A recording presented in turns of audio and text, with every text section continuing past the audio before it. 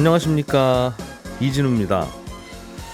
금융상품 중에 하이힐드 펀드라는 게 있습니다. 하이는 높다는 뜻이고 일드는 이자라는 뜻이니까 이자 많이 주는, 수익이 꽤 나는 채권에 투자하는 펀드라는 뜻이고요.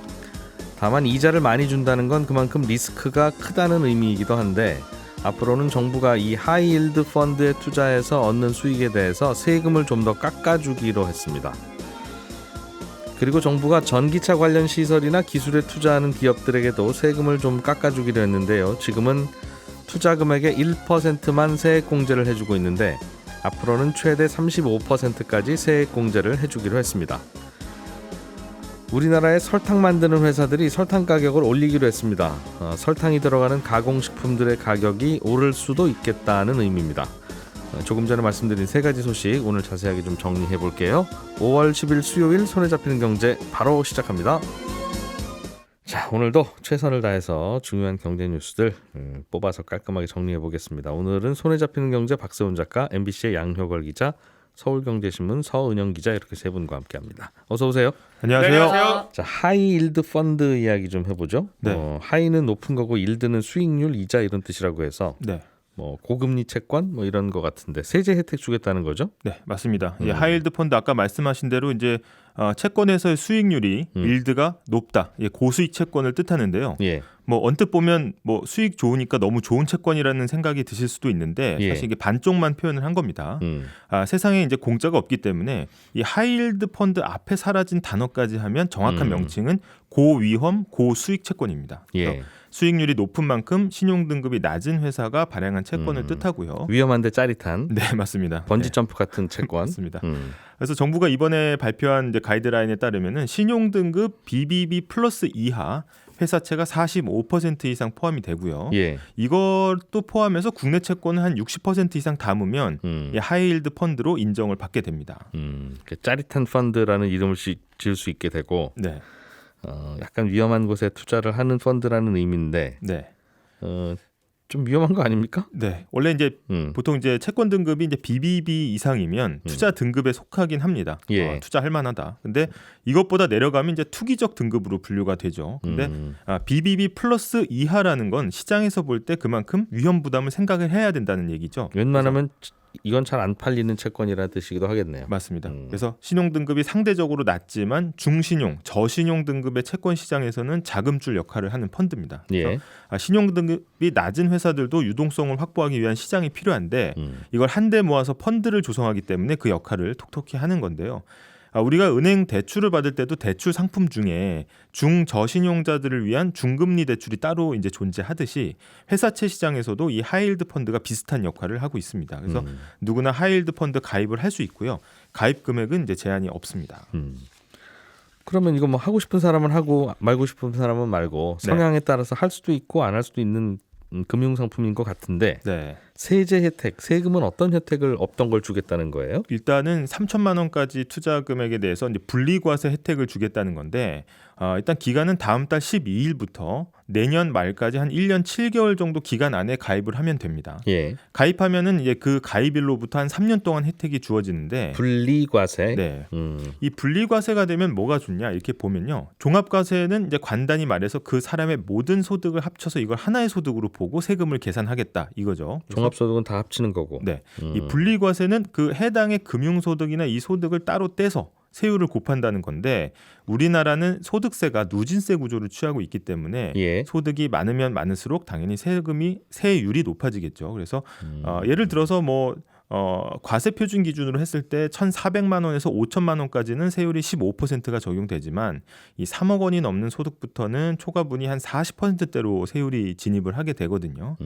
따라서 소득은 잘게 나눠서 세율을 매길수록 세금 부담이 당연히 줄어들게 됩니다. 그래서 현재 이제 금융소득에 대해서는 1년에 2천만 원까지는 거의 최저 세율인 15.4%만 곱하는데, 그 이상을 넘어가면 초과분이 이제 종합소득으로 합해지면서 주머니가 커지게 되고 높은 세율이 적용이 되게 됩니다. 그래서 이번에 이제 하이힐드 펀드에 가입해서 1년 이상을 이걸 유지를 하게 된다면 투자액 3천만 원까지 여기서 나오는 이자와 배당 소득에 대해서는 15.4%만 낮은 세율을 물리겠다는 겁니다. 그래서 예를 들어 설명드리면 현재 이제 소득세 최고 세율이 지방세율까지 합하면 49.5%거든요.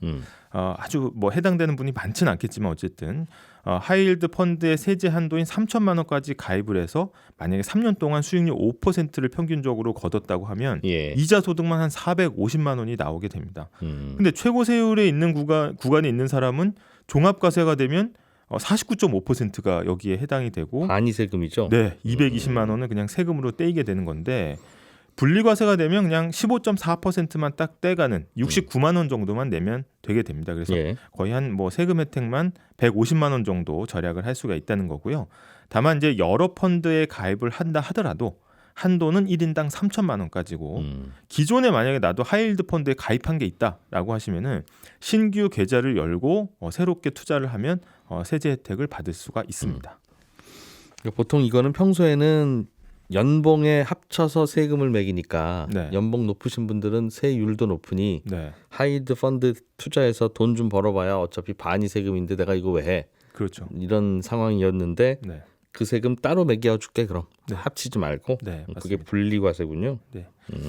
이렇게까지 하는 이유는 하이힐드 펀드가 갖고 있는 좀 위험한 회사채. 그 말은 네. 불안하고 위험한 회사가 돈이 필요해서 네, 자금 시장에서 자금을 유치하려고 하는 걸 텐데 맞습니다. 좀 위험해도 그래도 돈 좀 있는 분들이니 이렇게 세금 깎아드릴 테니까 그런 회사들 좀 도와주는 심정으로 회사채 좀 사십시오. 네, 그런 얘기인가 봐요. 네, 이게 수익률로 이제 어떻게 보면 유인을 하는 건데요. 일단 이제 지난해 레고랜드 사태가 있었죠. 이게 가장 큰 타격을 미친 게 회사채 시장이었는데 이게 얼어붙으면서 중저신용 등급의 회사들이 채권 발행이 굉장히 어려워졌습니다. 그래서 돈이 돌고 있지 않다 이런 이제 문제점들이 많았는데 만약에 이제 하이힐드 펀드가 조금 활성화되면은 이 부분들에서 좀 자금의 순통이 좀 트인다는 거고요. 실제로 얼마나 심각하냐 하면은 사실 이 하이힐드 채권 같은 경우에는 새로 발행되는 물량이 전체 채권에서 한 4% 정도는 차지를 했었거든요, 비중이. 근데 올해 1%대로 급락했습니다. 그만큼 이제 자금이 안 돈다라는 얘기고 이미 있던 펀드도 작년부터 자금 이탈이 계속 이어지고 있어서 불안한 모습을 보이고 있고요. 사람들이 눈치가 빨라서 이런 회사들은 시장에서 외면당하고 있다는 거죠. 네. 뭐 경제가 아주 잘 나갈 때야 뭐 어떻게 보면 도산 위험이 확 줄어들기 때문에 투자금이 몰릴 수도 있는데 고수익을 노리고 지금 예. 같은 경우에는 그렇지가 않다는 겁니다. 그래서 이렇게 좀 어려울 때 이렇게 세제 조치가 나오는 걸 투자업계는 일단은 환영을 하고 있습니다. 그래서 이번 조치로 잘 세제 혜택이 적용이 되면 3조 원 정도가 이 하이힐드 펀드로 들어올 것으로 일단 예상을 하고 있고요. 3조 원 정도가 유입이 되면은 아주 이제 급한 불은 좀 끄는 거 아니냐 이렇게 볼 수 있습니다. 근데 상황은 아까 말씀드린 대로 그렇게 녹록하지가 않다는 것이고 시장이 지금 굉장히 위축된 상태에서 이 큰 효과를 발휘하지 못할 거다 이런 이야기도 있습니다. 그래서 이 분리과세 혜택이 사실 이번이 처음은 아니거든요. 그래서 2014년부터 시작했다가 2017년에 좀 사라졌습니다. 근데 사라졌는데 과거에는 5천만 원까지 분리과세를 인정을 해줬거든요. 예. 근데 지금은 사정은 더 어려운데 혜택은 3천만 원으로 일단 줄어서 매력도가 한층 떨어졌다 이런 이제 이야기들이 나오고. 그리고 지금 비우량채, 그러니까 하이힐드 펀드가 인기가 없는 이유가 앞으로 이제 경기가 하강할 거라는 우려 때문에 가뜩이나 이제 불안하기 때문에 연기금이나 퇴직연금 같은 데는 우량 등급 채권으로 지금 많이 옮겨가고 있거든요. 게다가 이제 건설사를 중심으로 아직 부실 우려가 완전히 해소가 되지 않은 상황에서 이런 위험까지 다 감수하고 세제 혜택을 준다고 해서 이쪽으로 흐름이 바뀌겠느냐? 이런 좀 비관적인 전망도 나오고 있습니다. 이유는 알겠는데 혜택이 너무 적다 이거죠? 네. 그러게요. 자, 서은영 기자님이 준비해 오신 소식도 좀 들어보겠습니다. 네. 반도체 공장 지으면 세금을 많이 깎아주는 게 요즘 네. 유행이던데 네, 우리나라만 나라별로. 이러는 게 네. 아니라 나라별로 네.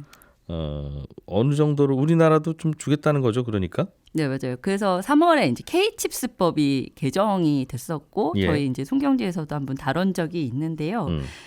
지금은 이제 어떤 항목에 해당하면 이제 얼마의 이제 세제 혜택을 줄지 이런 것들 이제 시행령 통해서 좀 이제 그 세부 내용을 좀 공개를 해야 되는 시점이 됐고 실제로 이제 공개가 좀 됐습니다. 그래서 반도체는 그렇게 네. 진행 중이고. 네, 그래서 이제 K칩스법이라고 보통 불렀던 이제 조세 특례 제한법. 얘긴데요.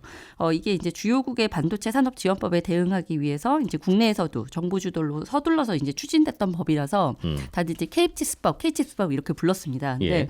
이렇게 부르니까 죄송합니다.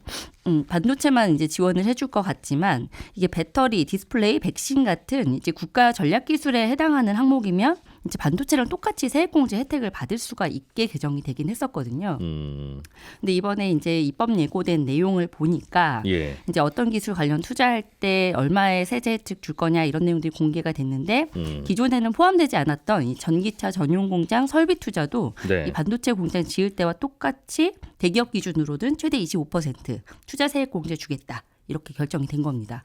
25% 세액 공제면 정말 세금을 깎아주는 거라서 반도체 공장 지을 때 돈이 100 들어가면 25는 나라에서 대줄게 하는 얘기네요, 사실상. 네, 맞습니다.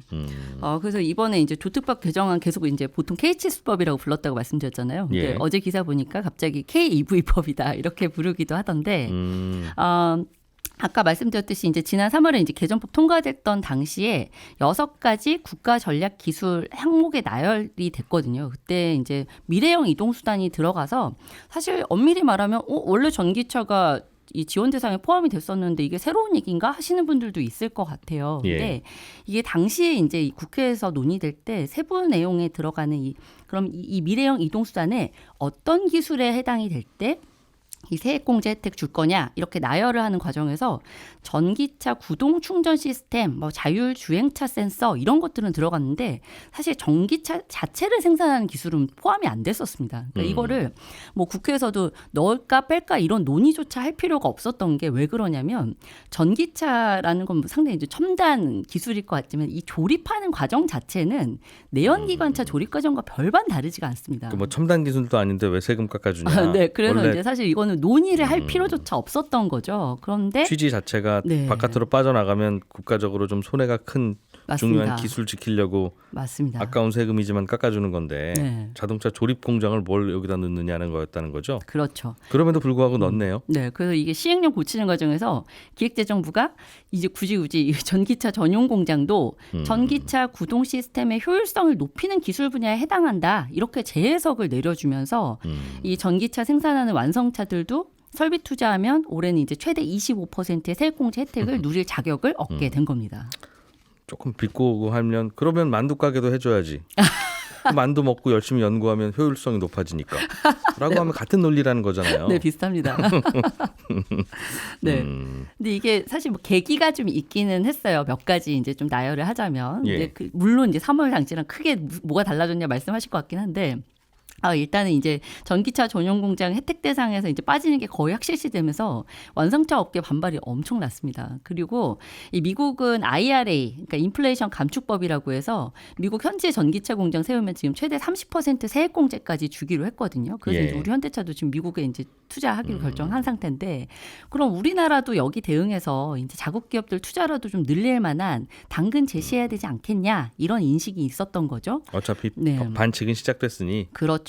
그리고 요즘 이제 반도체나 대중국 수출 성과 상당히 부진하잖아요. 근데 우리나라 수출 성적표 지금 매달 나오는 거 보니까 그나마 정말 이 효자 노릇, 정말 예쁜 효자 노릇을 하고 있는 게 자동차인 거예요. 그렇더군요. 예. 네, 이게 우리나라 전기차 수출 규모가 지금 독일, 중국에 이어서 세계 3위인데 네. 그러면 반도체, 배터리 못지않게 지금 전기차 정말 우리 미래 먹거리로 중요한 거 아니냐. 그러니까 여기도 세제 지원 좀 주자. 이런 논리가 정부에도 상당 부분 이제 설득이 된 겁니다. 여기에다가 이제 대통령도 좀 힘을 실어줬던 게 지난달에 이제 기아 전기차 공장 기공식 가서는 연구개발과 세제 지원 아끼지 않겠다 이런 발언까지 하면서 이제 정부 내에서도 이제 요 작업을 좀 필요하겠구나 이렇게 좀 인식이 바뀐 거죠. 그래서 정부 결정에 화답하듯이 어제 현대차가 2조 원 투자해서 울산에 전기차 공장 짓겠다고 발표를 했는데 예. 만약에 전기차 전용 공장이 국가 전략 기술에 포함이 안 됐으면 누릴 수 있는 세액 공제율이 지금 현재 법으로는 1%고요.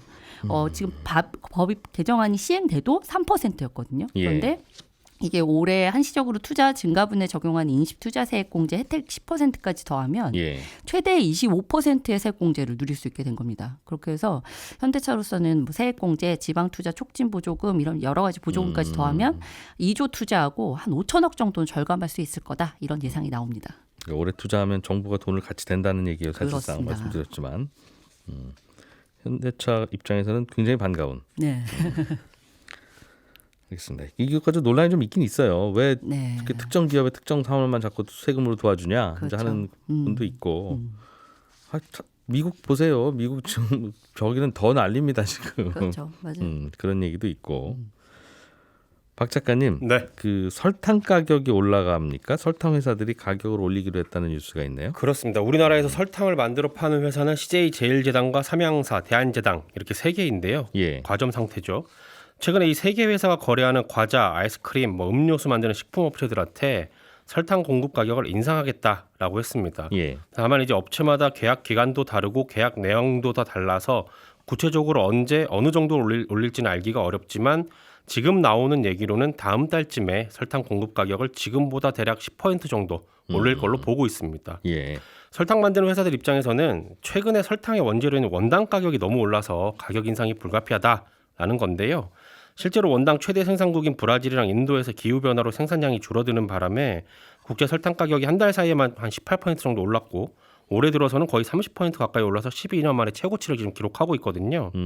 그러니까 설탕 만드는 회사 입장에서는 어쩔 수 없다. 이런 겁니다.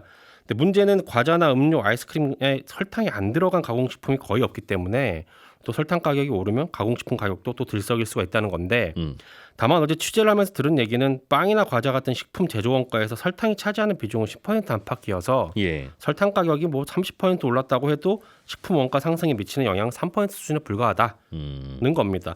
그러니까 지금 과자나 아이스크림 가격이 오르는 건 설탕이 주범이 아니고 네. 앞으로 설탕 가격이 더 오르더라도 그것 때문에 식품 가격이 급등할 거라는 염려는 좀 과하다. 이런 식으로 나오긴 합니다. 근데 식품 회사들 그 손익계산서 재무제표를 들여다보면 영업이익률이 막 5% 이렇게 나와요. 그렇죠. 그러니까 원가가 3% 올라가면 자칫하면 적자나 버리는 그런 네. 구조라서 또 신경이 쓰이긴 할 텐데. 그렇습니다. 알겠습니다. 뭐 여론 봐서 또 올리겠죠, 뭐 사실은 적절한 시기에. 네. 예. 서은영 기자님, 손해보험사들이 백내장 수술한 거는 보험금 주지 말자 이렇게 담합했다 이런 의혹을 받고 있나 봐요. 네, 공정거래위원회가 이 주요 손보사들 대상으로 해서 현장 조사를 벌이기 시작했는데요. 예. 이제 최근 들어서 백내장 수술 실손보험금 청구권에 대해서 이 보험사들이 심사도 강화하고 실제로 이제 지급 거절 사례도 꽤 많이 늘었는데 이런 과정에서 다들 좀 머리 이제 맞대고선 담합한 거 아니냐 이런 걸 한번 보겠다는 겁니다. 실손보험 가입자들한테 보험금 안 주는 걸로 네, 맞습니다. 백내장은 맞습니다. 원래 약관에선 주게 돼 있나 봐요. 근데 당연히 줘야 되고요. 근데 이제 물론 당연히 심사를 거쳐서 이게 이제 지급 사유에 해당되느냐 안 되느냐를 보는 게 사실 보험사들이 하는 일이긴 합니다. 근데 예. 이게 이제 다 싸잡아서 안 줬다라기보다는 예전보다 훨씬 까다롭게 주기 시작한 걸 이제 문제 삼는 건데요. 네.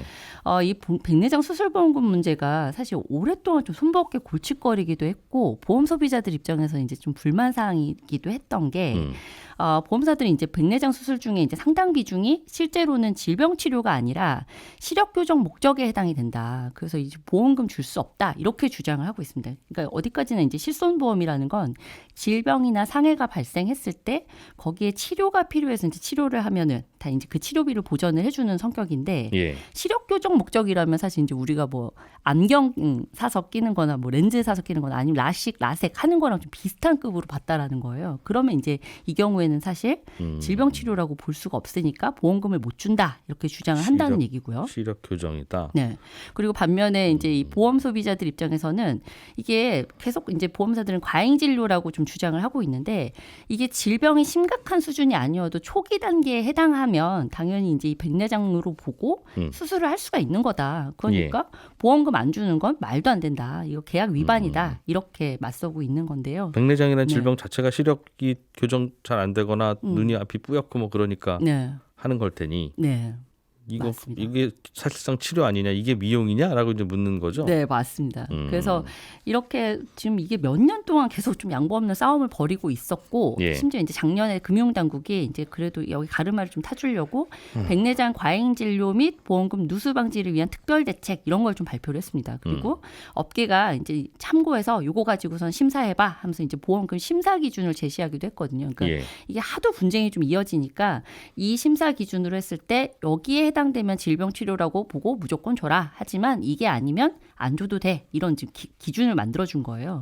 그래서 이런 대책을 이제 만들어 놓으니까 보험사들이 이제 요거 기준으로 해서 실제로 이제 백내장 수술 보험금 지급 심사를 강화했고 예. 그러면서 소비자 분쟁은 더 늘어나게 된 겁니다. 그런데 이제 사실 뭐 담합 논란이라는 게 보험사들이 지금 이번에 처음은 아닙니다. 그렇죠. 찾아보니까 2006년에도 공정위가 손법계 너희들 이 자동차 보험료 보니까 담합해서 결정한다. 너희들 안 되겠어. 그럼 그때도 과징금 매겼던 적이 사례가 한 번 있거든요. 근데 예. 이게 우리는 계속 이제 뭐 간치금융 뭐 이런 얘기들 좀 많이 하는데 이제 뭐 은행뿐만이 아니라 보험업도 이 서민 이 생활에 워낙에 영향을 미치는 특히 자동차 보험이랑 실손보험 같은 경우에는 지금도 이 가격을 결정하는 구조에서 정부 입김이 강하게 작용이 됩니다. 그래서 지금 이런 이 뭐 백내장 문제 이런 것들도 사실 이제 정부가 관여해서 대응을 하는 게 그런 차원이고요. 이렇게 금융위원회 금융감독까지 개입해서 업계가 다 같이 이제 머리 맞대고 보험료 인상률도 정하고 뭐 보험금 심사 기준도 정하고 이러는데 이거를 다른 업계 기준으로 보면 담합이라고 당연히 볼 수 있겠죠. 그런데 이거를 보험사들 다 싸잡아서 담합이냐라고 하면 이제 보험사들도 할 말이 많은 거예요. 정부가 이렇게 네. 하라고 해서 우리끼리 이렇게 하는 건데 그렇죠. 저쪽 정부한테 가서 얘기하시죠. 이제 할 수 있는 거고. 그렇죠. 그래서 얘기도 이제 사실 있다는 이번 건데. 사안이 업계에서도 이제 사실 좀 초미의 관심사인 겁니다. 그럴 거예요. 예전에는 그냥 백내장 좀 있어도 그냥 그렇게 살다가 돌아가시는 거예요. 원래 인생이 그래요였잖아요. 네. 그런데 이제 그렇지 않은 이거 다 치료하면서 살아야지라는 쪽으로 그렇죠. 좀 적극적으로 좀 치료를 우리의 하게 됐죠. 기준이 네. 바뀌다 보니 맞습니다. 이게 꼭 해야 되는 거야 안 해야 되는 거야 하는 논란이 있을 수 있는데 하여튼 소비자들은 중간에서 어쨌든 해주는지 안 해주는지 수술실 들어가기는 알아야 되는데 맞습니다. 전에는 네. 해주는 것 같고 병원에서도 그렇게 설명하는 듯 하길래 변화보다 하고 수술 받았더니 안 됩니다 하는 경우가 많다는 그렇죠. 거니까 맞습니다. 하여튼 사전에 좀 빨리 합의를 해서 명확하게는 해줘라 네. 라는 게 소비자들의 목소리겠네요. 네. 박 작가님 네. 간단하게 소식 하나 좀 더 있으면 알려주세요. 시간이 약간 남아있네요. 외신 하나 간단히 소개할게요. 예. 애플의 최대 협력사인 대만의 폭스콘 있죠. 폭스콘이 중국을 떠날 준비를 차곡차곡 하고 있다. 이런 보도가 나왔는데 폭스콘이 인도에 120만 제곱미터, 그러니까 약 36만 평 정도 되는 땅을 샀다는 보도가 나왔습니다. 한국 돈으로 한 360억 원 정도 주고 샀고요.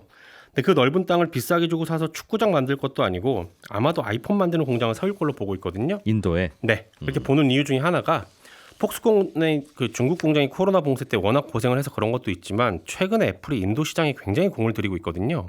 지난달에 인도에 첫 애플 오프라인 매장을 열기도 했고 팀쿡 애플 CEO가 인도 현지를 찾기도 했고 1분기에는 인도에서 분기 기준 역대 최대 매출을 달성했다고 애플이 보도자료를 내기도 했습니다. 아이폰 전체 매출에서 인도가 차지하는 비중이 한 3% 정도를 추산을 하고 있는데 앞으로 이제 인도 시장이 스마트폰 시장 규모가 점점 더 확대될 것 같거든요. 왜냐하면 인도가 경제 성장을 그래도 꾸준히 하고 있으니까 인도 국민들의 구매력이 점점 커지고 있고 그러면서 고가의 스마트폰을 사려는 사람들이 늘 걸로 보고 있어서 그런데 그러니까 애플이 인도 시장을 가만히 둘 리가 없는 거죠.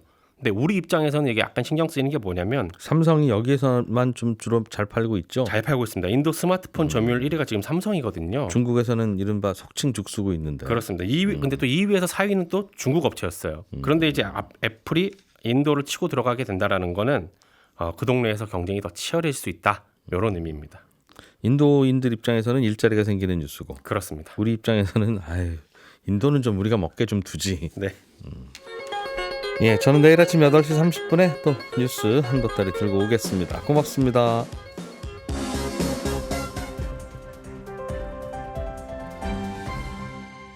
경제를 생각하는 사람들의 즐거운 습관. 이진우의 손에 잡히는 경제.